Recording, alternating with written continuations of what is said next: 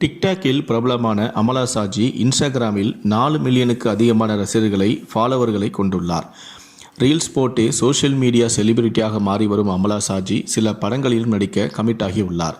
Big pass நிகழ்ச்சியில் பங்கேற்கப் போகிறார் என்று இவரது பெயர் அடிபட்டது. இந்நிலையில்தான் ஐடி ஊழியர் ஒருவர் இவர் மீது தற்போது பரபரப்பாக மோசடி புகார் ஒன்றை அளித்துள்ளார்.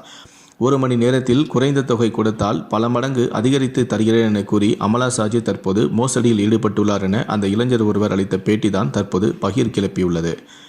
1 மணி நேரத்தில் 1000 ரூபாய் கொடுத்தால் 1000 ரூபாய் தருகிறேன் எனவும், 15,000 ரூபாய் கொடுத்தால் 55,000 தருகிறேன் எனவும், கிரிப்டோ வேர்ல்டு மற்றும் அனயா ஃபோக்ஸ் என புதுசா பணத்தை பல மடங்கு ஆக்கி தருகிறேன் என ஆசை காட்டி மோசம் செய்துவிட்டார் அமலா சாஜி என அட்வொகேட்டான விக்னேஷ் முத்துக்குமார் யூடியூப் சேனலில் அந்த இளைஞர் தற்போது புகார் அளித்துள்ளார்.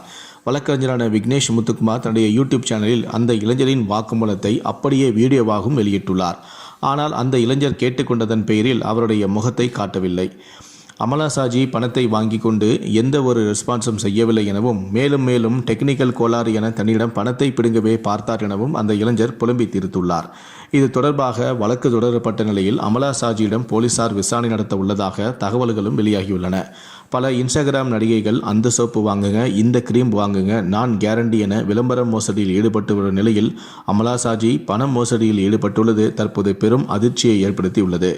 இது தொடர்பாக அவர் விளக்கம் கொடுப்பாரா அல்லது விசாரணையில் என்னென்ன விஷயங்கள் வெளியேறப் போகிறது என்பதை பொறுத்திருந்து பார்ப்போம்.